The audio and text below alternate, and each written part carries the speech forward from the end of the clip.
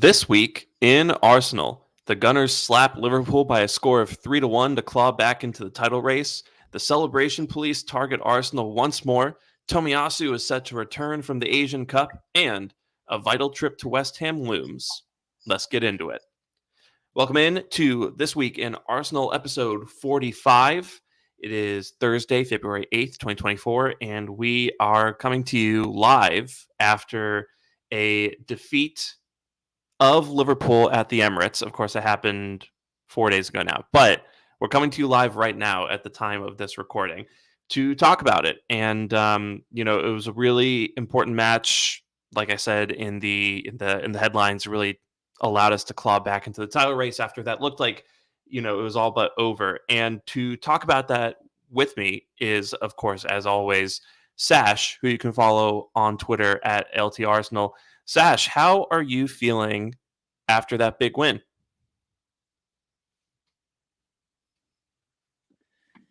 Feeling amazing, man. Feeling so good. Honestly, this entire week has been great. I was so fresh on Monday morning, despite sleeping late on Sunday. I was just watching the highlights and slept very little, but woke up, was so fresh the entire week. And yeah, it's like almost life has returned to some semblance of normalcy because for the past year and a half, we were treated to Arsenal competing in a title race. And now suddenly we were 5 points behind the league leaders, and it looked like it was all slipping away. If we lost this one, it was 8 points behind Liverpool. But we won, and it's now 2 points, and we are right in it. It's something like what Man City did to us last season, where it was like we just beat them and we're like through, but we didn't, and we let them back into it, and they took it away from us. Of course, we're still in February as of now, but Liverpool, I think they've let Arsenal back into it, and time will tell if we can make them pay. But for now, really enjoying this.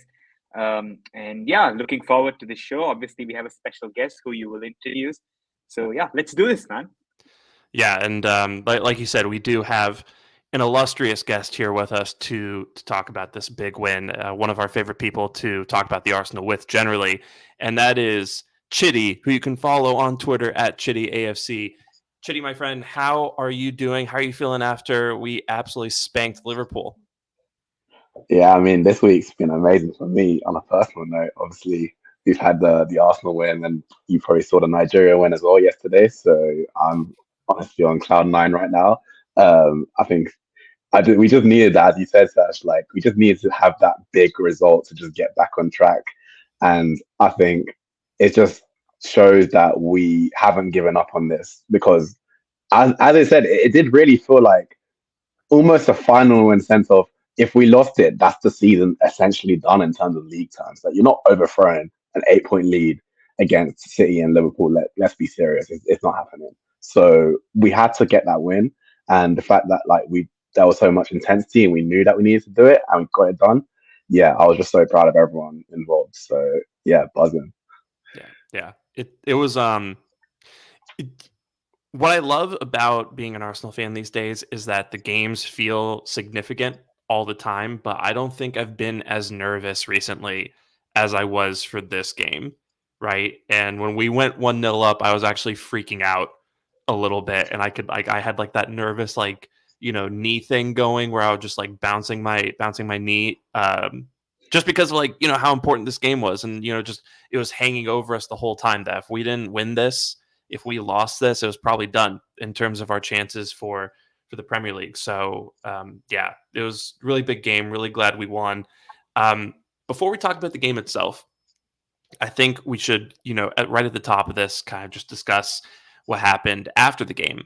And by that, I mean, a lot of these quotes coming out about how much we celebrated and how inappropriate that was, and Odegaard's sudden decision to take over as the club photographer. A lot of people didn't like that. I actually do have a clip of Jamie Carragher talking about that. Let me play that really quickly.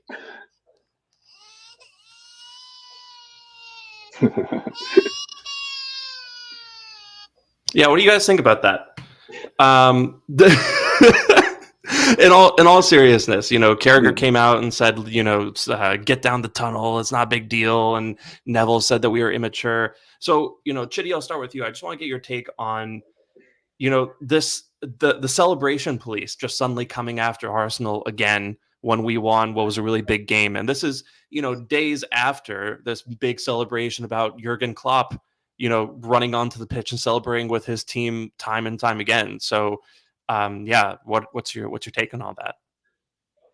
I think it's just typical like English media having all the English media want to do is have narratives, agendas, like not just against Arsenal, but against a lot of like the big teams in terms of they don't want to analyze the game properly. Like, yes, okay, we have like I don't know. Sometimes we get some on Monday Night Football, like Jamie Carragher broke down like Arsenal and how they played and whatever, and that was good. But like, especially like just post game, what people, I guess, a lot of fans are just sort of more. They want the headlines. They want the sort of what's the big talking point, and like they don't really care for analysis, I guess, or or that's what they think. That's what Sky Sports think, perhaps.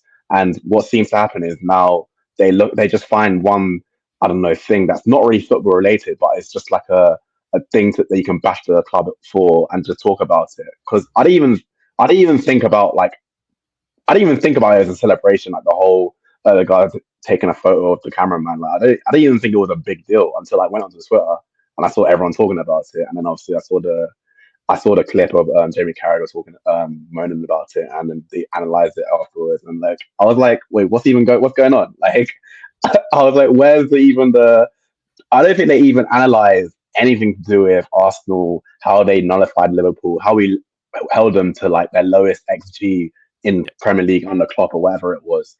Like literally, we broke records that game, and like that should be what you should be highlighting. But instead, you're highlighting the fact that we are. It's not even celebrating. We weren't like doing knee slides on the pitch after the game or anything. It was literally just like he took a photo of the cameraman. Like it's not that deep at all, you know. Like I just don't see why they made it such a big deal out of it. But it's just typical. They just don't want to focus on the football. They want to focus on narratives. I think that's just what English media is about. Yep.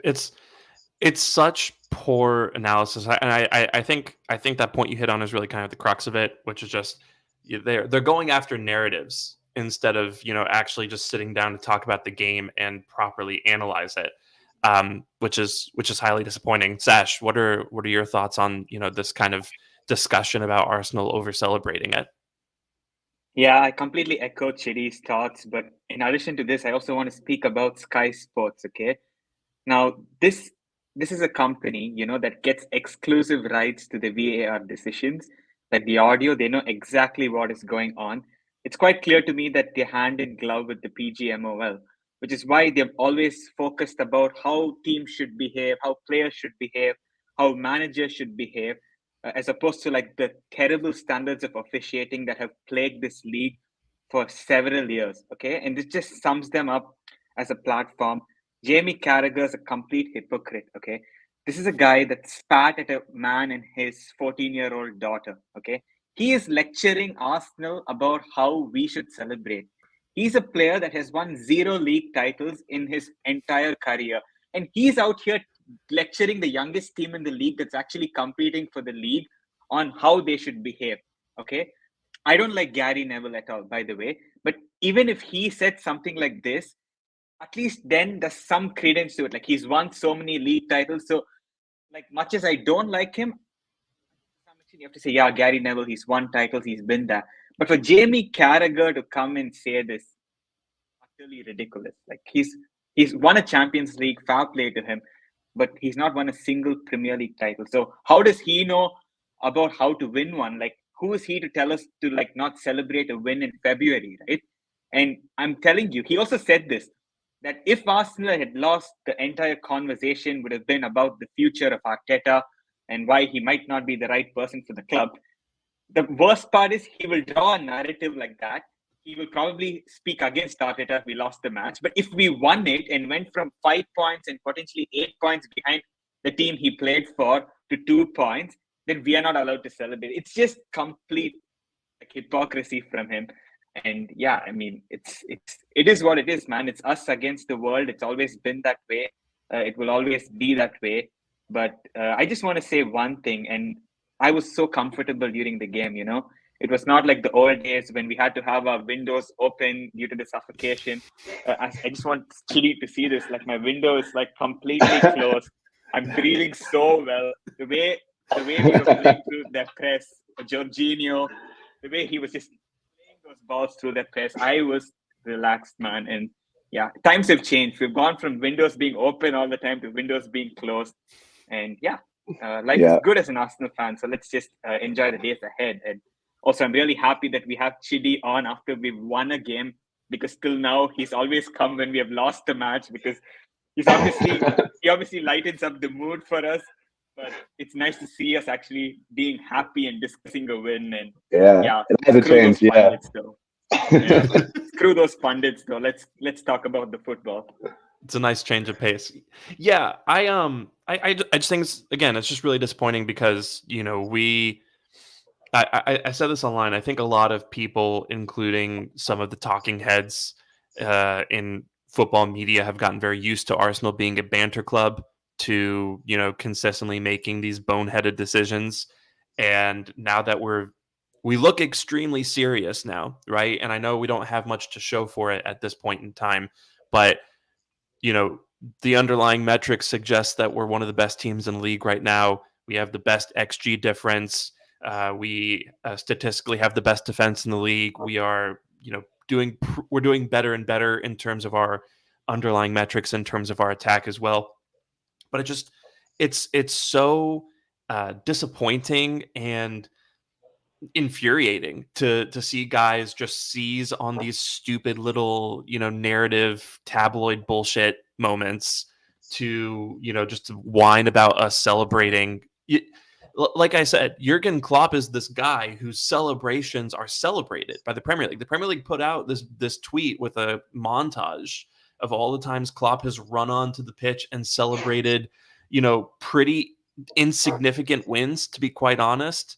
And so I just think it all boils down to a lot of these guys not liking Arteta or not wanting to rate him just yet. And I don't know if that's because he hasn't won anything with Arsenal outside the FA Cup, or if it's because a lot of these guys are failed managers. To be honest, looking at you, Gary Neville, and maybe a lot of these guys are jealous of the fact that Arteta walked into a big job and made it work his first time.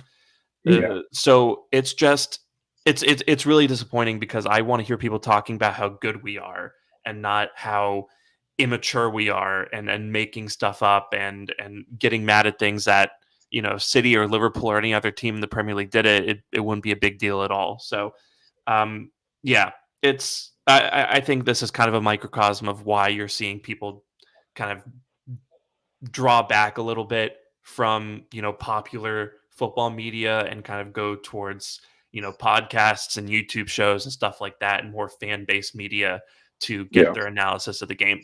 And speaking of which, let's move on to that. So I think the best place to start in terms of talking about the game is the performance of one of the star men on the day, which for my money is Jorginho, right? And Sash and I in the last episode, we were talking about what we would do in midfield, and I suggested going Rice, Odegaard, Havertz, and Sash went with Jorginho, Odegaard, Rice, and that's what we ended up doing in the match, and it worked really well. So, Sash, I'll turn this to you first. What about Jorginho's performance do you think was so effective, and would you look to play him, moving forward, including against West Ham on Sunday? Yeah, so firstly, I want to speak about Jorginho as a player. So when he was first linked to Arsenal, it was on deadline day in January last year, and we were doing the podcast. I think it was our second episode of the podcast, and the rumor popped up as we were doing the podcast. And my first reaction was, wow, if we could actually pull this off, it would be an incredible deal. 10 million from your so-called rivals Chelsea. Well, they're not our rivals anymore because they're like 11th and 12th, but still pulling that sort of a player out from a team that's also in London is a crazy move. And I was really optimistic about him coming good right from the start, because he's a player that Mikel has wanted for some years now. He's been a huge fan of him, and I think Mikel he always goes back to the players that he wants. So Jorginho was also one of those such players. And from the moment Jorginho came, I think he's made a positive impact. Like we've always complained in the past that, oh, if Thomas Partey is injured, we have Lokonga, we're not able to cope without it. And I think in the short term, Jorginho showed that he's more than a capable replacement for Thomas Partey. And what happened at the end of the season was that Thomas Partey actually got dropped, and Jorginho played a run of games for Arsenal towards the end of the season. I'll never forget this game we played last season at St. James's Park that we won 2-0. For me, it's one of the best matches in the Premier League I've seen in recent seasons. It's one of the most physical away grounds to go to. Everybody said that Jorginho is going to get bullied. He cannot cope with the physicality. But what he showed is football is not all about being physical, being athletic. There's also an intelligence that you need to have. And he always knows where to be. Positionally, he's so good. On the ball, phenomenal. We saw that against Liverpool as well. And it's also the way the manager uses him. So Jorginho did this interview with The Athletic where he mentioned that the way Arteta sets the team up is for Jorginho not to go and fight for the duels directly, because he's not going to win duels against players who are 6 foot in the air. But his role is to collect those second balls. So you have other players who compete for the ball, but Jorginho knows exactly where the ball is going to land. And I think this is what makes him super special. And against Liverpool, the way he used the ball was phenomenal. In that sixth position, he was breaking the lines. I thought he had an incredible all-round performance. And again, people were saying, Jorginho, he's going to get bullied. But what the history of Jorginho shows you is that if you can get a runner next to him, he will thrive. You saw it at Napoli where he had, I think it was Allen next to him. I know he also had Hamsich, but it was Allen who did the sweeping up. At Chelsea, he had N'Golo Kante who could do that role. Last season at Arsenal, he didn't have anyone. He had Granit Xhaka, who I would say was also not the most athletic player. But now he has Declan fucking Rice next to him. And, Declan Rice, you saw the way he was moving all over the pitch, tackling, while Jorginho was sitting. They complement each other so well. We saw it against Man City as well when we beat them earlier on in the season. For big games, this is the midfield setup that we should go with. And yeah, we missed Thomas Partey, don't get me wrong, but I think this is more than good enough. And I think Sunday once again showed what a success Jorginho has been for 10 million. Another signing that was ridiculed, and other signing right. So fair play to him. Yeah, no, he was absolutely terrific on the day, and I think I think the point about Jorginho that I want to make is, yes, he isn't necessarily the most athletic player, but I guess 2 points. Number one, every player has strengths and weaknesses, and the main job of a manager is to know what those strengths and weaknesses are and play players together to get the best out of each other, right? So I don't really knock Jorginho for being unathletic, for not being able to cover as much ground as someone like Declan Rice is. But I do praise Arteta for playing those two together and recognizing, the need for each of them to complement each other, right? Because as much as we love Declan Rice, he's not the progressive passer that Jorginho is, right? He's a good progressive passer, but he's not, the guy who can cut open defenses and find those really tricky passes the way that Jorginho is able to do. But at the same time, Rice was really immensely adept at covering that ground that Jorginho isn't able to. And then the second thing I just want to say about Jorginho is that I think he's one of the most intelligent players I've ever seen, full stop. I think he's going to go on to be a very interesting football manager when his playing career is over. And because of that, I think he understands his weaknesses. He understands what his traits are, and he's able to adapt to that on his own. And I think he's really smart about the positions that he picks up and the way that he plays to kind of compensate for the fact that he's not going to win foot races. He's not going to win, these big physical duels. And he even had a quote recently about how Arteta has instructed him not to go for that first contested ball, but to get to the second ball, right? And I think that's really important and just really astute. So, a guy like Jorginho, yes, sometimes you get a little worried if things turn into a basketball match like they really easily can with Liverpool or Newcastle. But at the same time, I think he has the wherewithal to adapt to that and to play in a way where he is not as exposed as he could be. And I think he has a manager who's, also able to, further protect him from that kind of thing. So, yeah, I was really impressed by his performance. I think he was really pulling the strings for us. And, whether we start Smith Rowe at left 8 against West Ham or we start Jorginho at the 6 and Rice kind of in that double pivot with him again, I'm fine with either one. I trust both those options pretty equally. But Chiddy, what are your thoughts on Jorginho's performance on Sunday? Yeah, I mean, he was sensational. I think I said after the game, like he reminded me of like late Fabregas in terms of when he was at Chelsea, sort of, the way he sort of played the balls over the top to Diego Costa and Hazard, and he was like that sort of just like quarterback, sort of position. And to be honest, Jorginho is a legend in his own right, like a football legend in his own right. And you see what he's done in the game the last few years. You've seen what he did at Napoli. You see what he did at Chelsea, winning the Champions League, UEFA best player, winning the Euros with Italy, third in the Ballon d'Or. Like, I mean, his resume is tremendous. Like, I mean, he's been probably one of the best few midfielders in the last like 5 years. If you look at his resume and look at the levels he's reached, so like, yeah, he is a quality player in his own right, and obviously his physicality is not never been his strong point, and obviously is waning as well as he gets older. But you can see that he can still be so decisive in these sort of games because, as you said, he is so intelligent. He knows exactly when to quicken the tempo, when to slow the tempo down.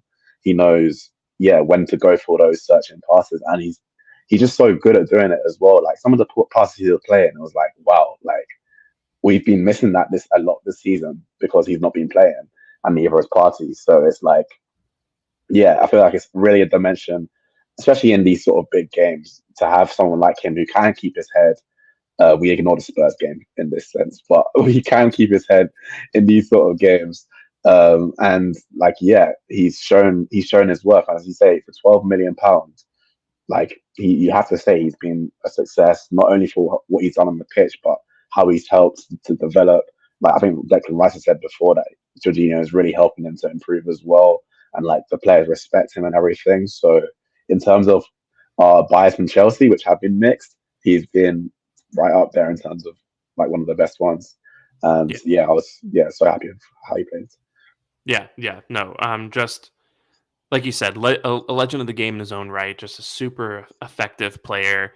And he's doing better for us than Caicedo's doing for Chelsea at the moment. So I feel pretty good about the deal, all things being equal. But I think Jorginho is what you would call a big game player, right? He's that guy who has that experience and some of the biggest possible matches that a player can feature in, right? I'm talking about both his club career and his international career. He's played some immensely big games with Chelsea and with Italy.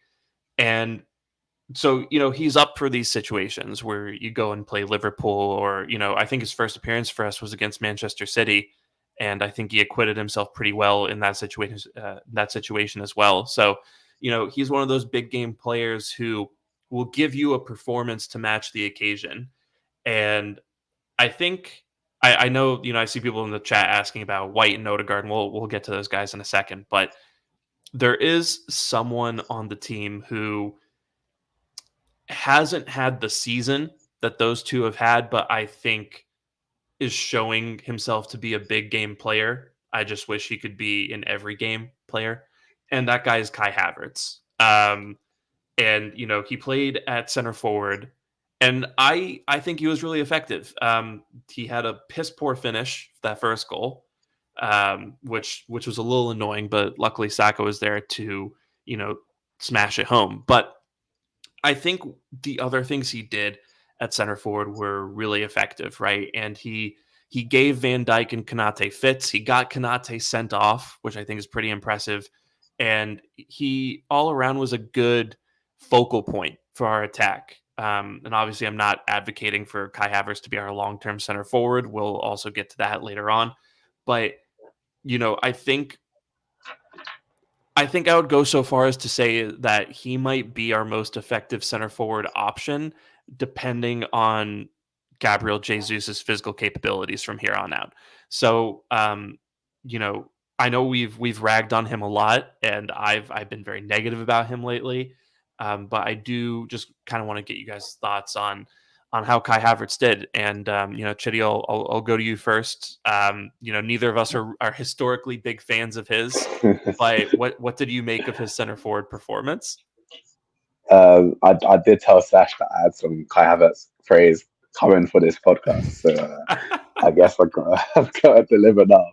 But yeah, I feel like, let's be real. I mean, in the games against Liverpool and, well, yeah, the Man City as well, and even other sort of big games. Like I remember the game against Newcastle. He was probably one of our best players away game, even though we lost against Aston Villa as well. We lost that one as well, but he was pretty good again. I feel like he does seem to come alive in these sort of big games where it's physical, where it's a lot of dueling, and I think particularly when he plays up front, he has it just makes more sense to him to play up front. I mean, you look at his body; he's a 6'4", like he's like, yeah, a giraffe basically. Like he is, yeah, like he's quick as well. Like you can see he has good like long strides. I'm talking like no new no new thing right now, but he's got these like long strides. He's like a very good physical profile, and like that is just like a center forward target man sort of profile.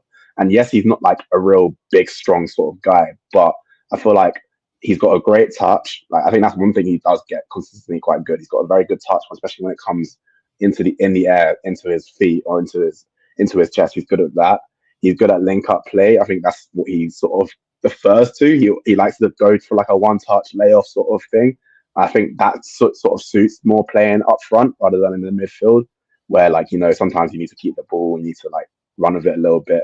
But at least if you play him as a target man, he can just lay it off to someone else and then just make runs into the box without having to have the responsibility of carrying the ball with him, which I think is something that he doesn't really do too well right now.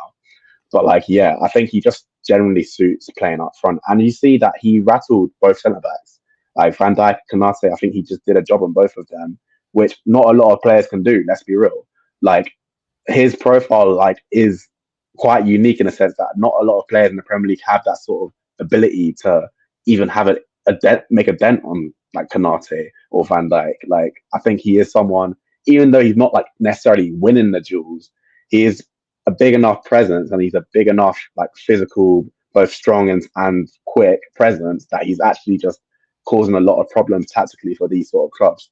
So in that sense, he's actually becoming quite a useful player to have, and you can see why managers do like him, even though he has some real clear flaws which we know about.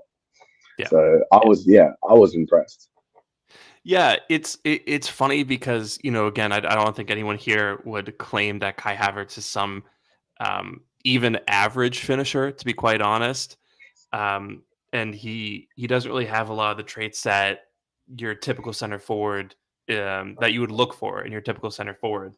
But like you said, he really did a job on Van Dijk and Kanate, and like Van Dijk especially. I mean, that's probably still the best center back in the Premier League right now.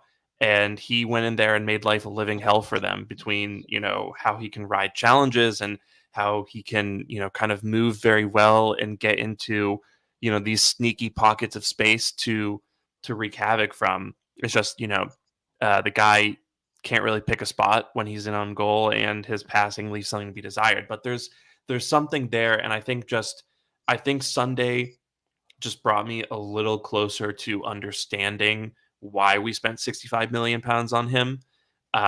Whereas I'd spent a few weeks before that really asking that question. But yeah, Sash, were you also impressed by Havertz's performance on the day? And what's your overall take? So I think he had a very good game even in the FA Cup match, and everyone abused him after the game, like for his finishing. But I think people ignore that it was a very good performance. And I think the thing with fan culture is that when someone plays well but your team loses, they don't want to give the player that played well any credit. So it was again a very good performance, just like the FA Cup. But I think he got the praise because we actually went on to like win the game. Um, and even his miss, right? Like it would have been all over, but the fact that Saka finished it on the rebound was less of an issue. So I think sometimes when we judge players, we have to like have a bit more context and try to look at how they actually played. And if you look at a Kai Havertz compilation from this season, most of the really good moments that make you go whoa are when he played at center forward. Like I'm thinking about the Community Shield game. I'm thinking in his initial games when he was playing in midfield, but towards the end of the game, Arteta moved him down the middle to help us relieve some pressure. I thought he did very well in those moments. Even against Man City off the bench, he had a really good performance, assisted the winning goal, and also like a lot of times the long balls that we played was sticking to his feet. And I think the one thing that Kai Havertz gives us, especially in games like this, is a different dimension, you know. So we cannot always build up from the back. I mean, you can do it quite a bit. You saw the first goal, how well we did it, but it's not something you can do for 90 minutes, especially in the second half, you know, as players also start to tire a bit. It's not just physical, it's also mental because playing out from the back requires every player to be like so switched on. And when you have like the Liverpool team pressing you, you obviously have to be really careful. So if you notice in the second half, we went long quite a lot. And a huge reason we did that was because of Kai Havertz, right? And I actually think he would have been a better option than Gabriel Jesus in this game.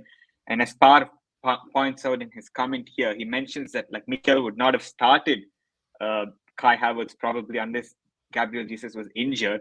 And yeah, I guess one person's pain is another person's gain. And in this case, it's Kai Havertz because we need this guy to come good. Like I'm a huge fan of him. I've always been a huge fan of him, but still, I'm not so stupid to like be like, oh, I like him. He's talented. Give him time. He has to produce on the pitch. He's on 270K a week. I'm not mistaken. He's a highest paid player as well. So he has to perform. And yeah, you can't put everything on him because he didn't choose his wage. But still, from the club's point of view, he has to perform. Otherwise, it's trouble. And I think this match is going to give him a lot of confidence. I hope he gets a run of games at centre forward because he played in the Community Shield, then moved to midfield. Then he played a few minutes off the bench against Man City at centre forward, moves into midfield. Plays the FA Cup game at centre forward, again moves back to midfield. So I just hope he can get a run of even 3, 4, 5 games at centre forward. And I think he can really cement that position because, like, look, Gabriel Jesus also is not a good finisher. You can say he gets more goals than Havertz.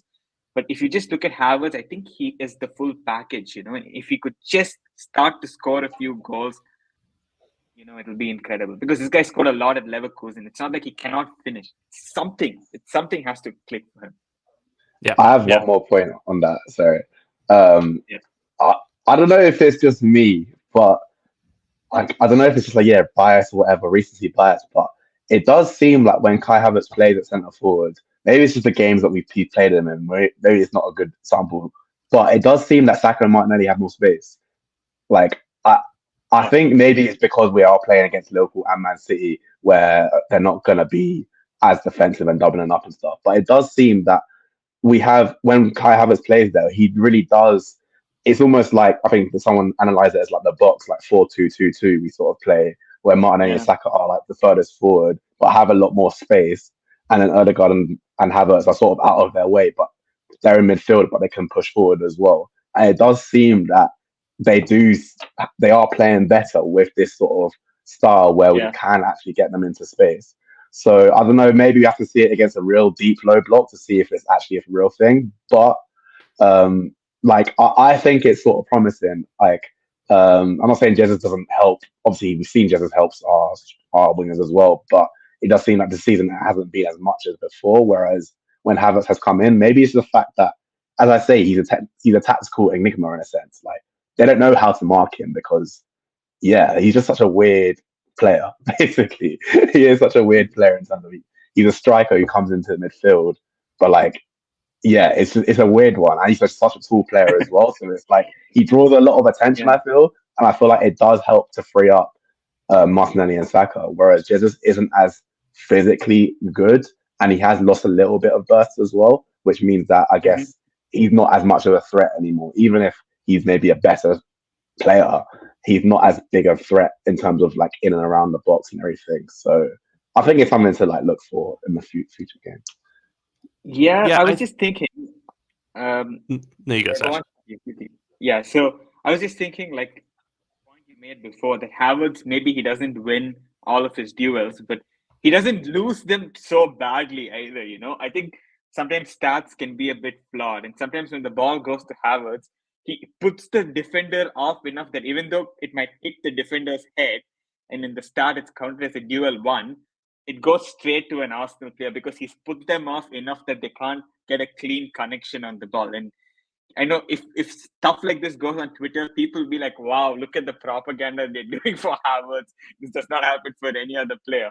But I still think that's a huge reason why, like you mentioned, he draws people around him. But I also think the loose balls that fall after he like contests in a duel are very favorable to us.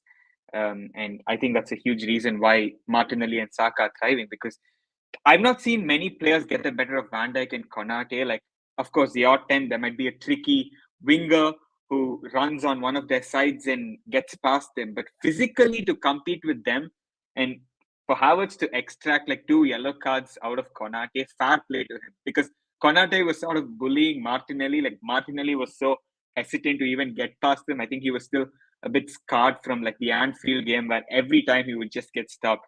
But I think Kai Havertz, he actually occupied those big centre backs. And as you mentioned, it allowed the likes of Saka and Martinelli to really go and express themselves. So, but it'll be interesting to see. West Ham will be a different assignment this weekend. It'll be more of a deep block for sure, like they played at the Emirates.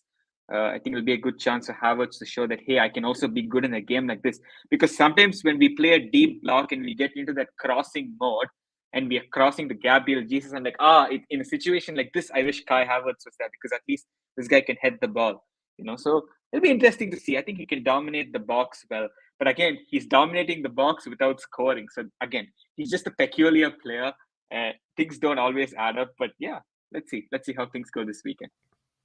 Yeah, my final point on Havertz is that I think he's also low-key a very intelligent player. And I think it's possible that other teams underrate his athleticism, right? I think they see like a tall, lanky guy who kind of blows it sometimes in critical moments, and they leave him alone when they maybe should stay on him. Um, but yeah, I think he's just a smart guy, because if you look at the build-up to our first goal against Liverpool, he drops in deep and he drags a defender with him, right, and then runs into that space. And so basically what he's done there is he's opened it up for the ball to be played up the left flank, and then runs into that spot for it to be played to him so that he's in on goal. And it was just really smart manipulation of Liverpool's press and off the ball behavior to create that chance. So I just think that's something he has in his locker that Jesus might not necessarily be as effective at. And yeah, I hope he and Arteta get to work on his finishing over time. And we'll see what we do in the summer of center forward, and hopefully that will also help Havertz and make him a more impactful player for us. But before we move off the West Ham game and talk about some other things, again, there's been some folks in the chat asking us to show love to a couple other players that I think were excellent. So I just let's do this. You guys give me your top 5 players of the season so far. And Sash, I'll start with you. Okay, player of the season for me is Gabriel. I just think he's been the most like flawless player across the matches. Like I cannot pick many games where he's been bad. I can't even think of a game where Gabriel was poor today. Like I can think of games Saliba has done questionable things in, White has done questionable things in, but I think Gabriel has been like the flawless player. Following Gabriel, I would say Declan Rice, obviously Rolls Royce of the midfielder. The way he's come in, and like we're actually competing for a title with our so-called best number 6 not playing much at all. He's played like 2 games, Thomas Partey, and for Rice to come make that position his own. I think without him, we would be in a top 4 battle. So I think Rice is the second best player of the season. Third for me would be Bukayo Saka. Obviously, he's our most accomplished attacker this season, and there's been times when he's not been at his best, but he's still making decisive contributions because of how good he is. He's been fantastic in the last recent games, basically since the Dubai camp that they all had. He seems to have got that burst back, and I also think this 10-day break, between the game against Palace, was it? Yeah, and Liverpool. No, it was not Palace. It was no, between Palace and Forest. I think there was like a 9 or 10 day gap, and I think that has done him also a world of good. I think he just needed some time off, and you can see that he's coming back. So he's Saka's number 3 for me. Number 4, I'm leaning towards like Martin Odegaard. I think he's been very underrated this season. Like, I think he's played a different role to what he played last season because of no Granit Xhaka. I think he's had to help even more in the build up to help us progress the play. And despite not being as accomplished in front of goal this season, I think he's still been like a really important player for us. So for me, Martin Odegaard is number 4. Feel like I'm missing someone who's very important. I'm just trying to think. Raya, Ben White. Yeah, I would say Saliba. Yeah, Saliba would probably be number 5 between him and Odegaard. I think Saliba's been really good as well. I think there's been a few matches where he's made some errors, but his standards are very high. And I think sometimes when we say player of the season is XYZ player, I think inherently the way humans think is we try to think about this, like how the player normally plays versus how good he's playing right now. And I think Saliba is a better centre back than Gabriel, in all honesty. Like, I think Saliba's like in a level of his own. But the reason I put him 5 is maybe like as per the level that we expect from him. There's been maybe few games where it's not gone that way. But this would be my top 5. Of course, it can always change. And if there could be new entrants, that'll be great for Arsenal season. But yeah, this is how I see it. Yeah. I think mine's pretty similar to yours, honestly. I think you're absolutely right. Gabriel has not put a foot wrong this season, and that's why he'd be my player of the season as well. I think Rice does edge it at number 2, just because he's been almost equally reliable and consistent compared to Gabriel. Saka comes in at number 3 because the guy has 23 goals and assists in 27 games. I mean, he's on track for an elite output. And there have been parts of the season where people have said that he had a slow start or he's not playing well, and that is true some of the time. Where he just has games where he's not really on it, and he still has managed to come up with a goal or assist to really impact the match. And I think that's a mark of a special player. And then I would put Saliba number 4. I think he's been pretty good this season, mostly at his level, but just in recent memory, Forest, he had a mistake to let Awani score that goal, and then against Liverpool, he really should have just not tried to hold off Luis Diaz and just booted the ball out of play. So there's been a couple occasions where he looked his age as a center back. I'll put it like that. And then I think Odegaard's number 5, because I think at the start of the season he was a little uninvolved, maybe, or too high up the pitch. I just don't think we were deploying him correctly. And I think in November, Arteta made a change, let him drop a little bit deeper, let him play the game that he's better at, right? Instead of trying to throw him into kind of up the pitch all the time. And I do want to take a second to talk about Odegaard because I do think he deserves a lot of love. The guy is the centerpiece of our press, which has been immensely effective this season. I think we're second in the league for chances created off of high presses, and I think we're level with Liverpool for goals scored off of high presses. And then on the flip side of that, the Who Scored put out a stat yesterday talking about how Odegaard had created 43 chances from open play this season, which is the most of any player in the top 5 leagues, I believe. Our forwards are disgraceful, by the way. Yeah. Disgraceful. I saw it and I was just thinking to myself, Gabriel Jesus, when I catch you. But he's been excellent. So he comes in at number 5. I will say honorary mention to Ben White, because I think obviously a lot of rival fans took their opportunity here. I think Ben White has gotten cooked kind of unfairly over the last couple months, and I think the reason why he was playing at a lower level is because the guy was playing through injury, and he's done this repeatedly for us, by the way.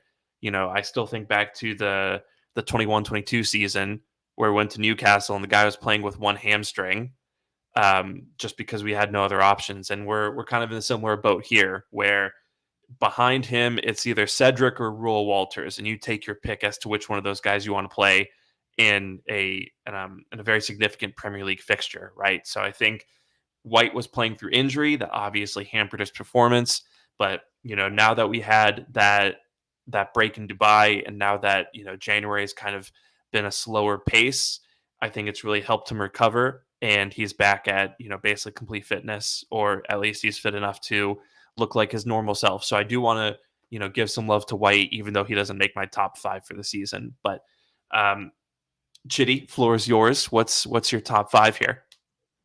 Yeah, I think mine is pretty much the same as Sash's. Yeah, Gabriel. I feel like it's been like a turn in sort of the whole agenda about him, in terms of like he was under the radar for so long, and then somehow everyone's eyes open at the same time. I feel like this happens on Twitter a lot. It's like someone's like not talked about for a long time, and then I don't know, maybe some stats come out or a few big accounts talk about them, and everyone's like, "Oh yeah, Gabriel, player of the season," and it's like he's been doing this whole time. Like he's been so good from the start of the season. Like there have been some games where he's literally held it down by himself. Other players have been falling off. Like you see Zinchenko sometimes, obviously not defending well, and Gabriel's holding down the left hand side by himself, and like all these sort of things. And like it's like people are just such sheep, I feel, in terms of just following like trends. But it's good that he's actually getting recognition now. But I feel like, why was this not happening before? It's like, do you need someone to tell you, oh, look, this guy's been playing well, and then now, oh yeah, he's been playing well? Like, can you not make your own conclusions? But anyway, that's just the wrong. But Gabriel first, yeah, and then Rice second. I think he's been brilliant, of course. Yeah, Rice has been brilliant. He's just like being so consistent. Everything he just come in and done his job. Not much to say about him. He's been brilliant. And then Saka. I think people are harsh on Saka. I think I like, yes, sometimes maybe there'll be games where he's not like going past 2 or 3 players, and like you're like, okay, why Saka do some more? But you have to realize how much work Saka does for a winger compared to all the other wingers in the league. How much work that he does, in terms of, he is a guy who he's been like probably our first or second creator in terms of creating the most chances in the team. He's been a top goal scorer for Arsenal. He's the one who's having to progress the ball. Like literally, he has a lot of responsibility compared to other wingers, other forwards in the league. He has a lot of responsibility in that sense. I mean, you saw the stat about, maybe, I don't know if you saw it, but he has like the most touches by far out of any forward in the league. And it's like, that just sort of shows how much he does, not just in the final third, in the middle third as well, linking with Odegaard, but also defensively as well. Like you saw in the Liverpool game, like he was back, he was making clearances, he was in our box, he was tackling Luis Diaz, like he was doing so much. And it's like, I feel like people don't realize how much he does, but then they wonder, oh, why Saka got this high rating? Like, oh, why does Hugh Scored think he's the best player in the league? Why does SofaScore give him a green rating every week? Like, but he's doing so much on the pitch every single week, even when he's not being flashy or like, like curling it into the top corner from 30 yards. Like he's doing so much, which is why he is such a valuable player in the league. So yeah, I think definitely he deserves more love, and his stats are really good anyways. So yeah, Saka third, and then Odegaard fourth, as you said. I think he's basically been the key to our upturn in form, basically, in terms of especially attacking wise, creating chances, and just putting him in the position to thrive. I don't know what Arteta was thinking with wherever he was playing start of the season. Like, why was he playing the furthest forward? Like, this guy, he's not a 10, he's an 8. You have to play him in a position where he can get on the ball. He is literally passed to him, let him do his thing, control the game, second phase, and then come into the final third. But we were sort of playing him as like, go and poach. Like, what is that? Like, I don't know what was going on. But, like, it was just complete like misprofiling. I'm not sure what Arteta was thinking, but at least it's been sorted now, and you're seeing how good he is. He is like after KDB is the best playmaker in the league for sure. So like, yeah, there's no debate about that. And then yes, probably there's a few players you could put a fifth. Probably Saliba. I think he's been very good again. But yeah, as he said, Ben White does deserve some love as well because I feel like he's been obviously. I think the Timber injury just screwed everything in terms of not having a backup. Like I think that was supposed to be finally we have someone who can actually play there. Obviously Tomiyasu as well, but he's also injury prone, so it's like okay, we don't really have anyone to back him up. But then Timber getting that freak injury just sort of screwed up all the plans in that sense, and that's meant that Ben White has had to play basically every game 90 minutes. Like we can barely sub him off because we don't really. Sometimes we don't have anyone to put on him in his place, even when the game is done. So he's been overworked really. But like now you see how good he is, how technical he is as well. Like the way he was beating Curtis Jones, and yeah, the skills he was doing against Liverpool were just crazy. So yeah, he deserves a lot of love. Yeah. No, he yeah, I think all those guys have been great. And I think it's really encouraging when, you know, you have a top 5 players of the season conversation and there's 6. I mean, you could even there's a couple other guys that you could talk about in terms of our players of the season, right? A couple other guys who've made the argument. So I think it's just really encouraging as to the level of our team currently. And yeah, it's something you love to see. On the Saka conversation, um, I pulled up the tweet that you referenced, right? And this is courtesy of StatMuse FC. And they said, most touches by a forward this season. Bukayo Saka with 1,404. And then they even say, in parentheses, huge gap, to Julian Alvarez with 1,112. So almost 300 fewer touches in second place. And then they also add, that gap is bigger than Alvarez and the 12th guy on the list. So just blowing guys out of the water. And then there's another tweet from StatMuse I also want to mention here because I think this is also equally crazy. Bukayo Saka ranks top 5 in these Premier League stats: goals and assists, big chances created, key passes, final third passes, shots, crosses, touches in opposing box, total touches among forwards, passes among forwards, tackles won among forwards, duels won among forwards, and times fouled. Top 5, all those stats.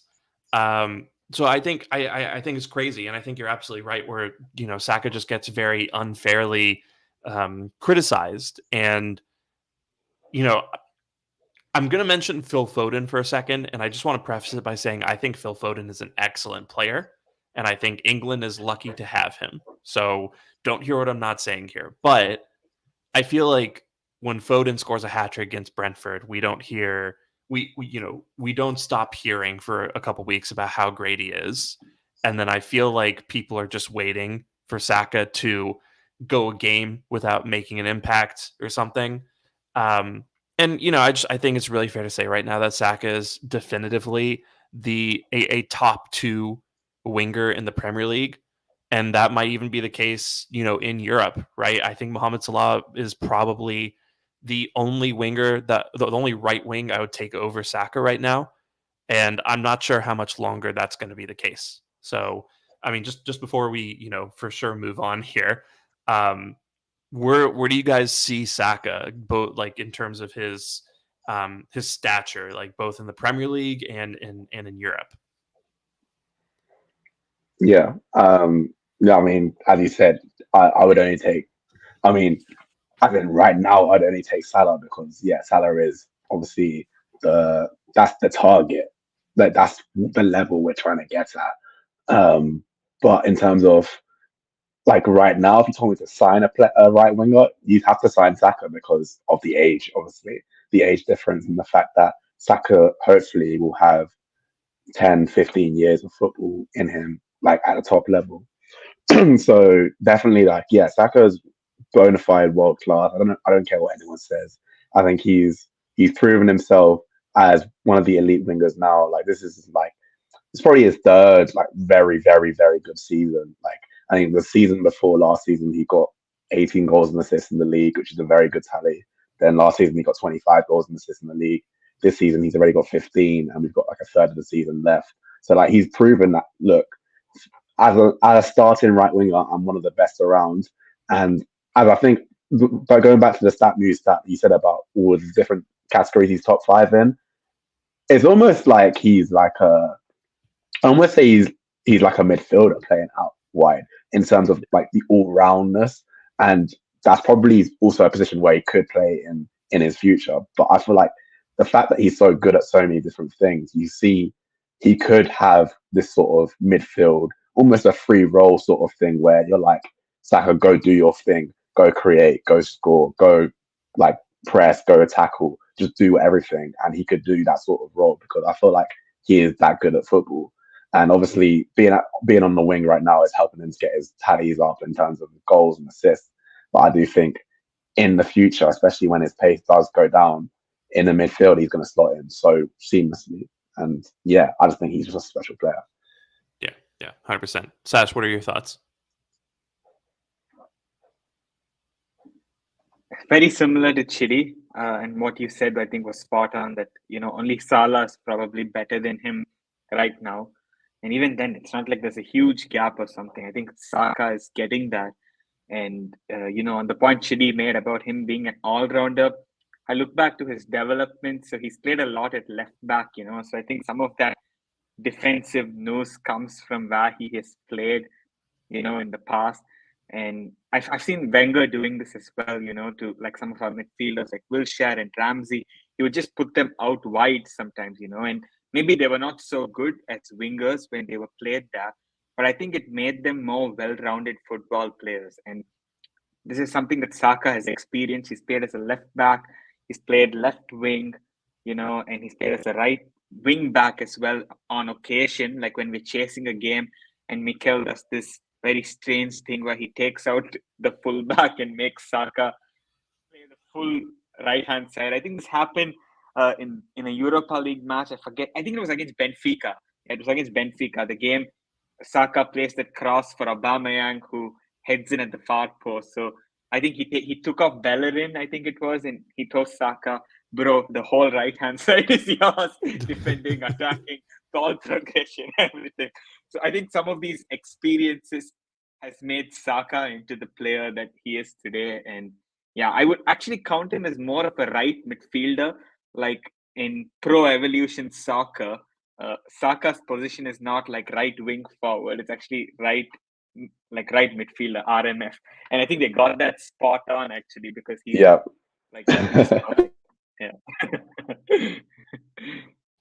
Yeah, no, I just it pains me when people talk about Saka as being anything less than the second best right winger in the Premier League and maybe Europe. And I just for a guy his age, he's really doing it all. I think the one thing that he could add to his game is just pulling those crazy goals out of nowhere that Salah seems to do, but I think he has the talent to get there. So yeah, I think we're all on the same page. He sort there. of did it. Like he sort of did it against United last season, for example. Yeah. Like the goal he scored, even this season, the opening game week against Forest, he like slams home. I just wish he was like at times a bit more like I don't know if ruthless is the word, but it's more like angry. I don't want him to be like this. Oh, Saka, like he's so cute. He's running down that right. No, I want him to be like this guy. I want to see anger in his face. I want to see him playing with that, like he's pissed off with the world. I want to see that version of him come out more often. Yeah. I mean, definitely when he like probably the thing I don't like the most about Saka's game is when he cuts in and it's very obvious he's cutting in and then the shot gets blocked. I'm just like, I could see from like miles out that was gonna get blocked. Like, why did you cut in so like telegraph basically, or just slowly? When Salah cuts in, it's very like sort of decisive. It's not like very like it's not pretty. It's not like a Hazard sort of like ball rolls it inside and it's very pretty and everything. Salah cuts in and it's like bang, he's cutting inside and then he gets the shot away. And I feel like that's what Saka needs to get in his game more often because he can do it. Like you've seen him score a few cut inside goals, but I think sometimes you just need to either make a decision quickly, one touch inside and bang it, or even go around the outside like he did against Forest, where he scored on his right. because he can score on his right. I don't know why he doesn't shoot more on his right. I feel like it's sometimes like he sort of gets comfortable with shooting on his left, and he doesn't like want to go with his right. But it's like I think when he doesn't have the choice in a sense, when he's just sort of like instinctively shooting with his right, he gets good shots away, and you see it when Yeah, with the goal he scored last season, and then the goal against Forest, where he just right foot went in the corner. So I feel like stuff like that where he's less predictable, that will just make him unstoppable. I feel because when you have yeah. all of that in your arsenal, then who can stop you?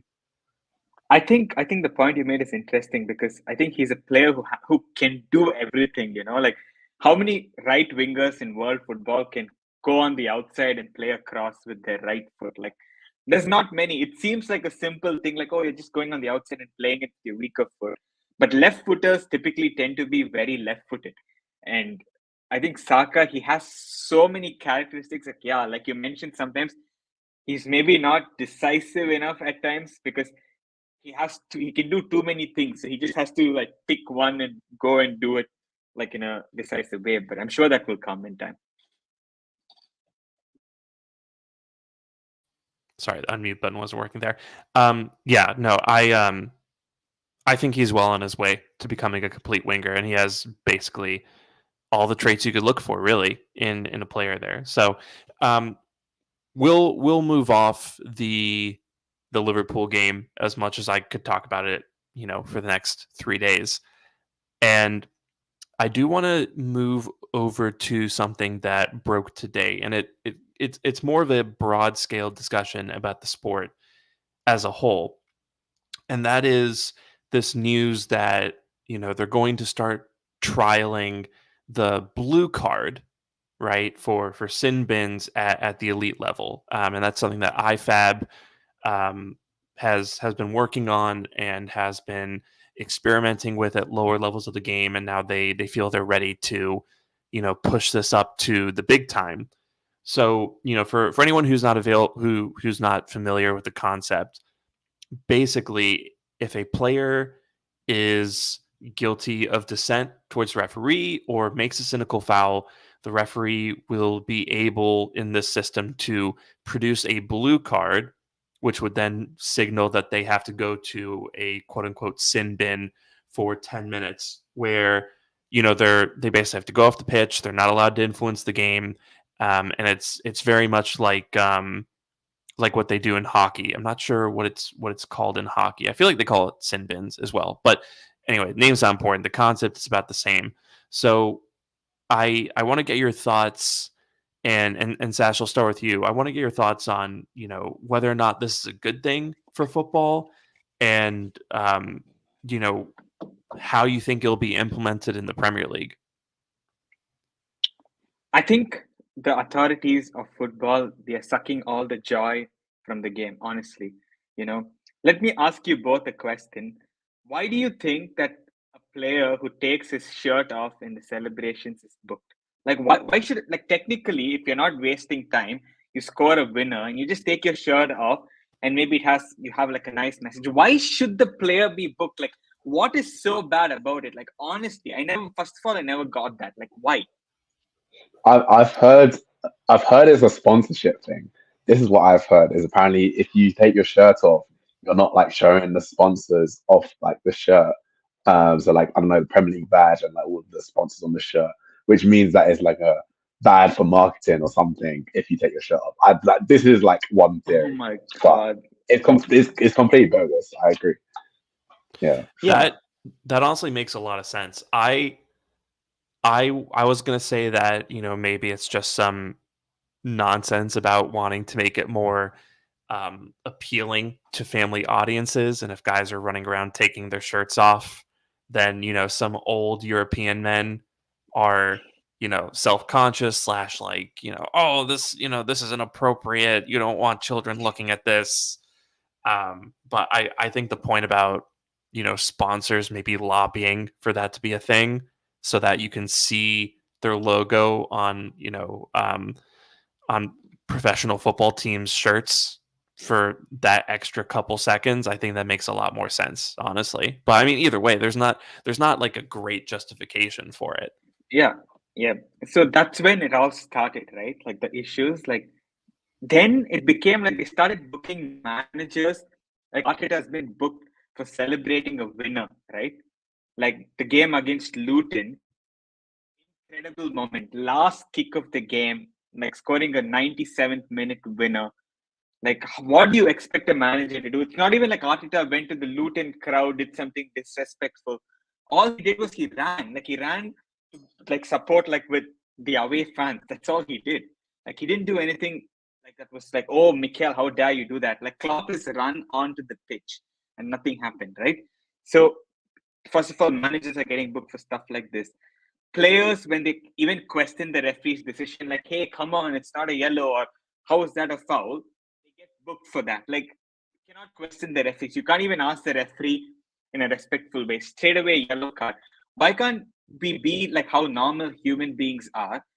And, like, of course, in the heat of the moment, it's different. I understand. And I understand as well that you have guys like Neil Maupay who would be anything but respectful to referees.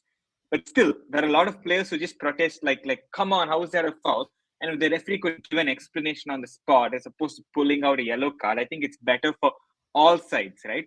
And it's even the managers in the press conferences, if they speak about some decision, about some refereeing decision, they get fined, they get booked. Some have got suspended for games because of comments that they have like said in post-match interviews. And you have to remember also, like even the post-match interview, you have to understand that the manager is doing it in the heat of the moment. He's come out of like 90 minutes of really intense football that he spent the entire week having sleepless nights to plan the game. He's obviously going to be emotional after like 90 minutes. You cannot expect a manager to be calm, composed, and be like, it's all. Football is about emotion. It's about those emotions. Yes, you don't want to cross the line. Like if a player goes in the face of the referee and is like disrespectful, yes, you give him a yellow card. But I feel like that line, it's like now like it's so easy to get booked.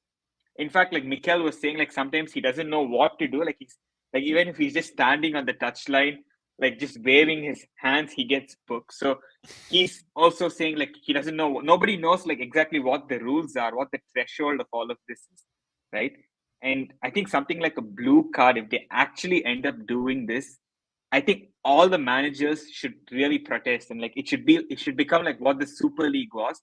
Like I want the managers, I want Gary Neville to show the same energy for something like this that he showed the Super League. He works for an organization that prizes out average football fans out of the game.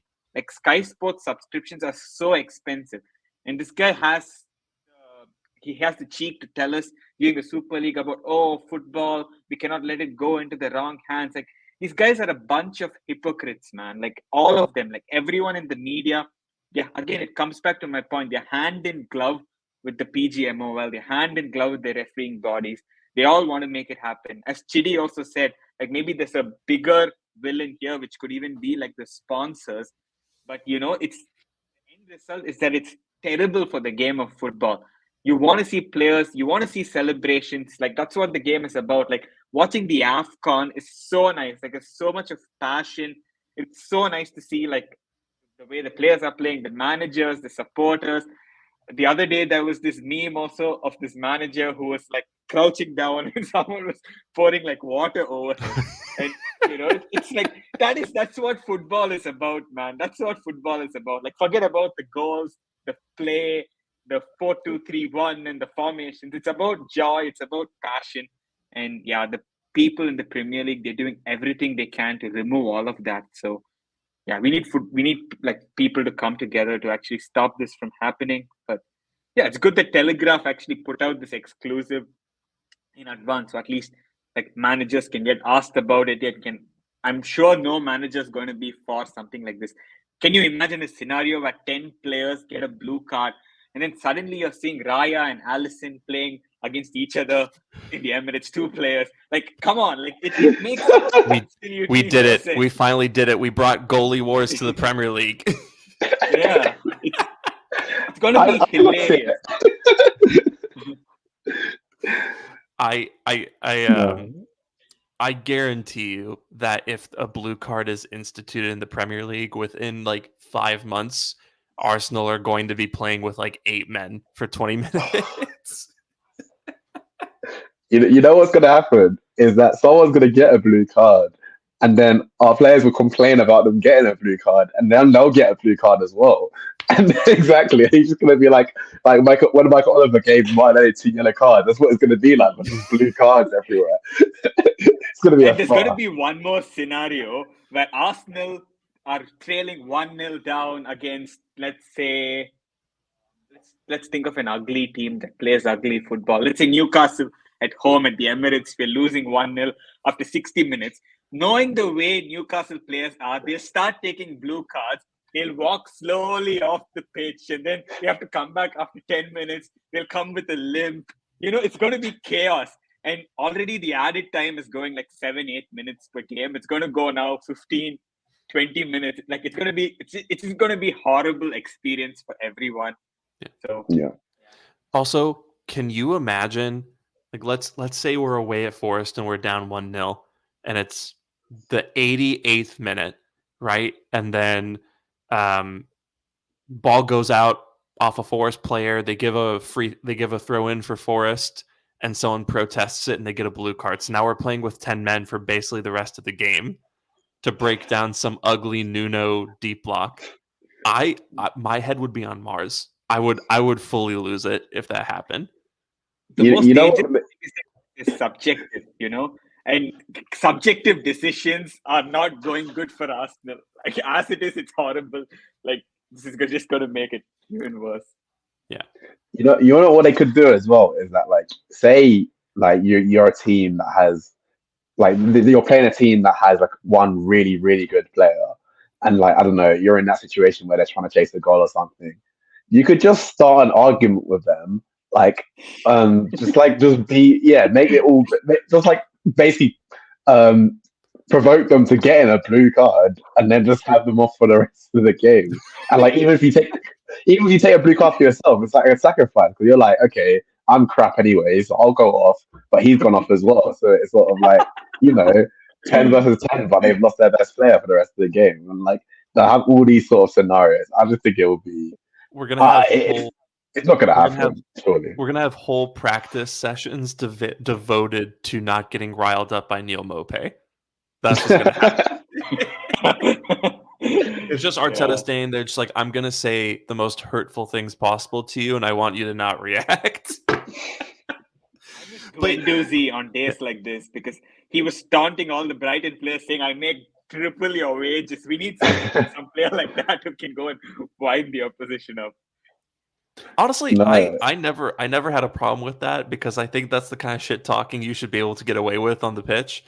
But yeah, my thing is I have a few problems with the blue card thing. Like these guys can't even define like what a handball is, right? These guys are coming up with like clear and obvious error. No one knows what the hell that is, right? Like that's the most I work in the legal field, and when I first found out about the clear and obvious error, I was like, oh, okay, so they can just make it up, right? It's the most purposely vague thing I've ever seen. So, when they define dissent or a cynical foul, that could really mean anything, right? And they're not going to specify what that is.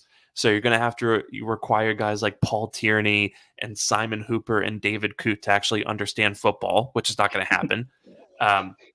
And then on top of that, right, I think what's going to end up happening is it's too many things for them to keep in their head, right? So I think you're going to see referees giving blue cards in situations that really warrant red cards, right? Someone's going to go in for a studs up tackle against another player on the break, and they're going to get given a blue card instead of a red card because it was a cynical foul and not reckless conduct.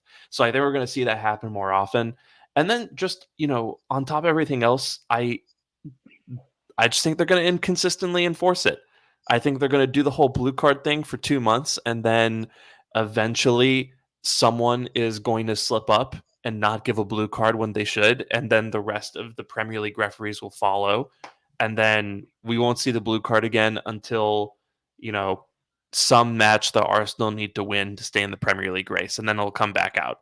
for for one last hurrah. So it's just I don't they keep on coming up with like these additional things to do and like these additional tasks for the referees to stay on top of, and they've never put forward a solution that acknowledges the fact that the people doing the job are not good enough. And so I think we're just going to continue to see a watered down product until they do that, and it's really disappointing and like honestly kind of discouraging. Yeah, no, 100%. I feel like they're skating over the whole issue, which is the officiating. Like, Yeah, it's not to do with, oh, we don't have the blue card, so we're not discouraging dissent enough or whatever. Like, what's the reason that dissent happens usually? Usually it's a crap decision from the referee. Like, yeah, that's generally the reason why players get angry at the referee and start shouting at him and stuff. Is because they're just not doing their jobs on the pitch and they're giving bad decisions. And like, if you really cut down on that, then you would see so much less of it. Like, I mean, you've seen in AFCON how the refereeing's been. It's been superb. You've seen how they've excellent. used VAR. VAR has come in when it's been a bad decision that comes in, it's quick. The referee goes to the screen. Not even every time they change the decision, but sometimes they'll look at it and be like, actually, no. And fair enough, the referee's taking control, but like it's happened in a smooth manner. It's done correctly. When it's a clear error, they change the decision. And you've not really seen much dissent, really. You've not really seen much players like shouting at the referee or being abusive and stuff because the refereeing has been good and people have accepted the decisions. And that's how it would be if the referees in this country just did their jobs. But what they're doing instead is that they're basically ignoring the fact that they're all just terrible at their jobs, and they're like, "No, you guys need to be more polite to the referees." So it's like even clamping down further on something that's just wouldn't happen if the referees were just good. And like, yeah, I feel like the dissent one is a real issue because then you're having. I mean, naturally, everyone has different relationships with different players. Like a referee, probably like they've had history of a lot of players down the years. They know they have players who they like, that they don't like. Obviously, it just naturally happens when you're in a relationship in some sort of capacity. And now you're having this sort of blue card element where it's going to be obviously biased towards certain players and against certain players because that's naturally how it works. It's just going to add another layer of I don't like you, get off for 10 minutes sort of thing. Yeah. And I feel like that's just a really dangerous thing to put into the game. Yeah, I think the dissent thing, especially, it's done with the backdrop of like, Peter Walton saying that if Arteta and if Arteta and Klopp keep on acting the way that they are, eventually what happened in Turkey with one of the referees is going to come to the Premier League and people are going to attack referees, right? And you see people say that Arteta doesn't respect the referees and like so and so is constantly complaining and undermining the officials and stuff like that. And what I've come to learn is that referees are really influenced by that kind of thing. So, I feel like a lot of the officials are going to take to the pitch already thinking to themselves, these Arsenal guys are after me, right? These this Mikel Arteta guy wants me to get followed home by some crazy fan, right? So like when they say so much as I don't like that call, blue card, right? And so I just think there yeah, we're not addressing the base problem, which, like you said, Chitty, is the guys who aren't doing their job on the pitch. And yeah, it's I don't know. I just think it's going to continue sucking air out of the game, and it's going to make it that much more difficult to enjoy.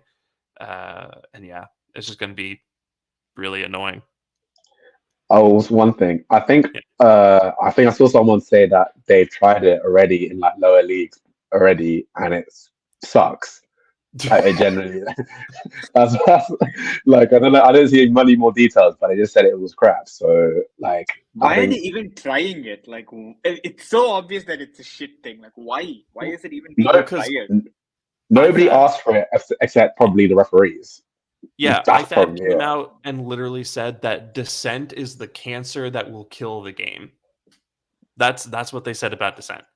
But So why? and Why do they think that though? Because do fans care about dissent? No. Like we as fans, it doesn't change how we consume the game. Like we don't.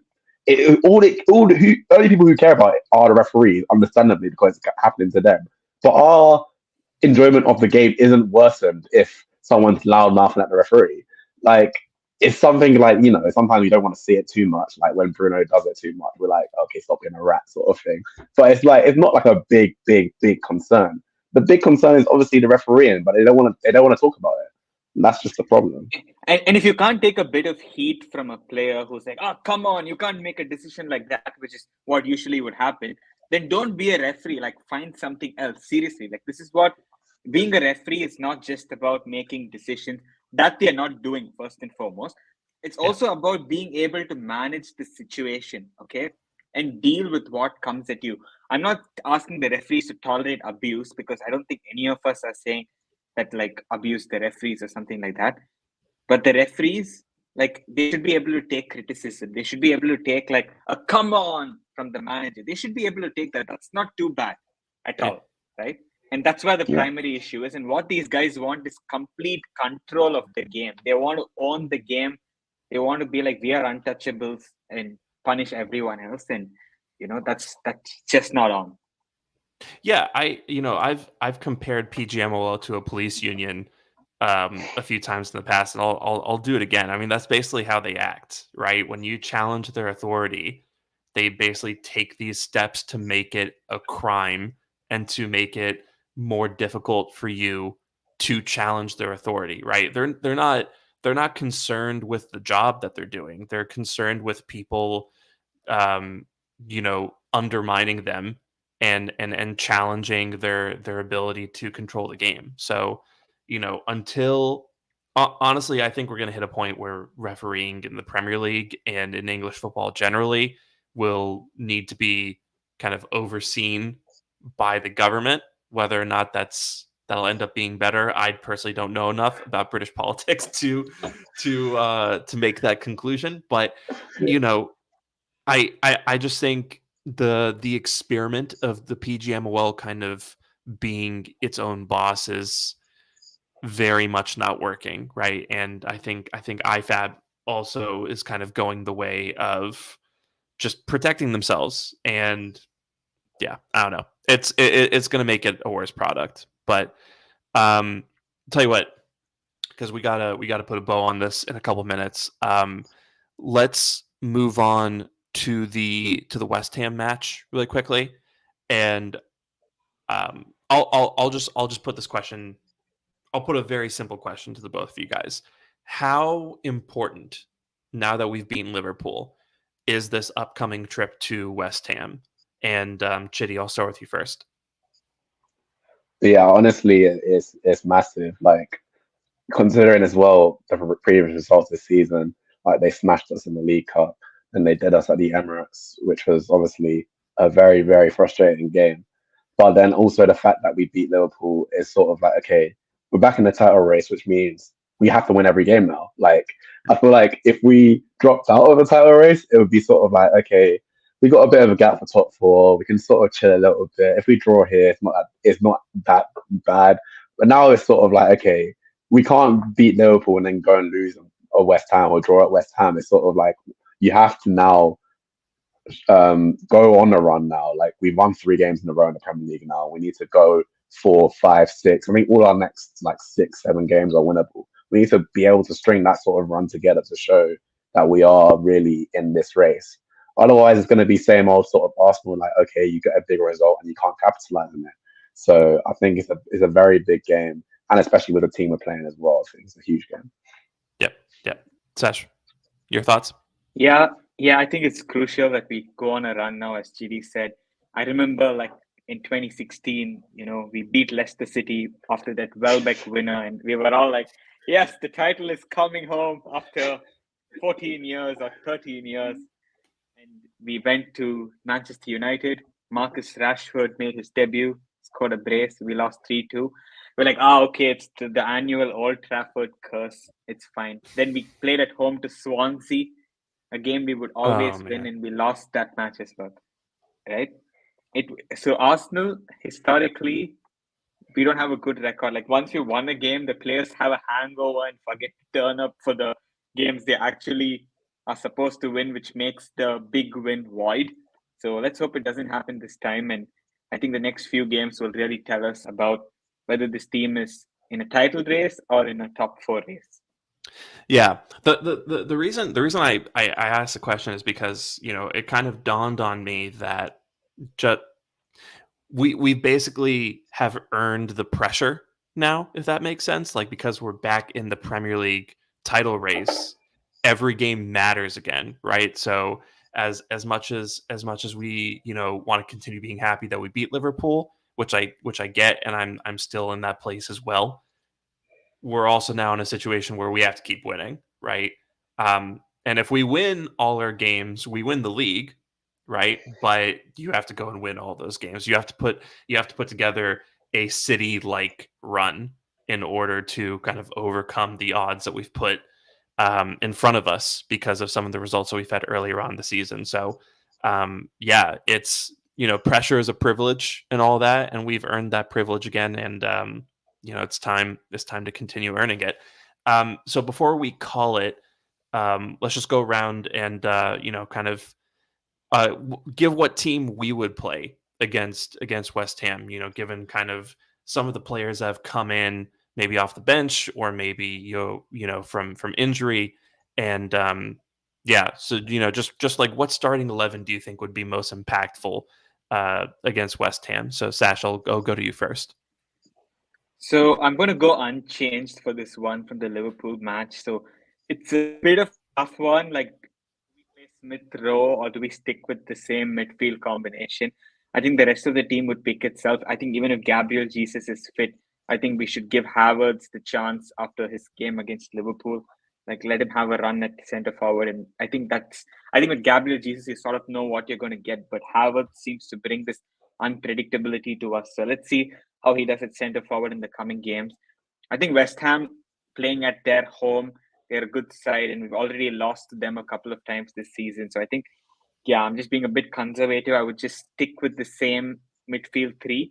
And after that, yeah, we can give Smith Rowe a run because if you look at our coming games, we go away to West Ham, then we go away to Burnley, which again they're gonna like dominate the ball and like probably win that match with some ease. So I would expect us to go more offensive.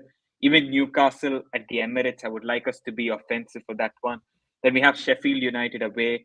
Then we have Brentford at home. Then we have Chelsea at home. So that's probably the easiest fixture out of these list of fixtures. So yeah, I think it's going to be a good chance to play that extra attacking midfielder.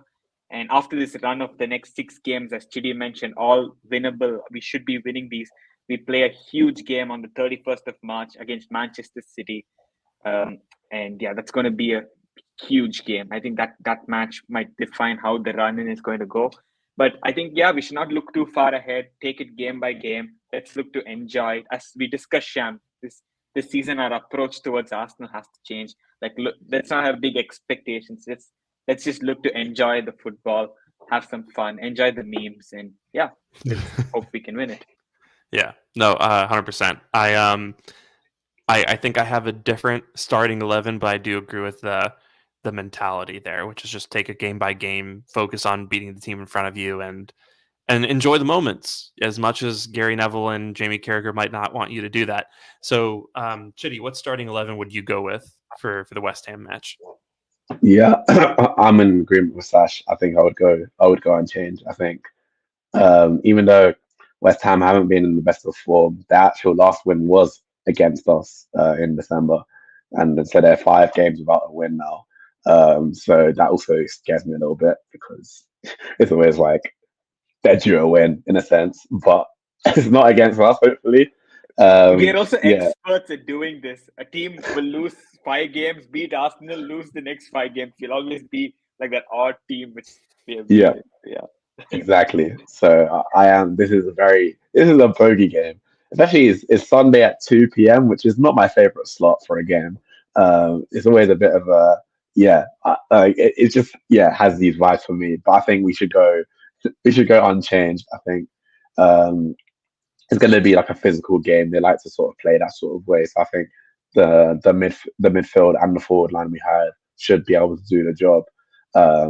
As you say, we have a lot of games in the future that we can bring in.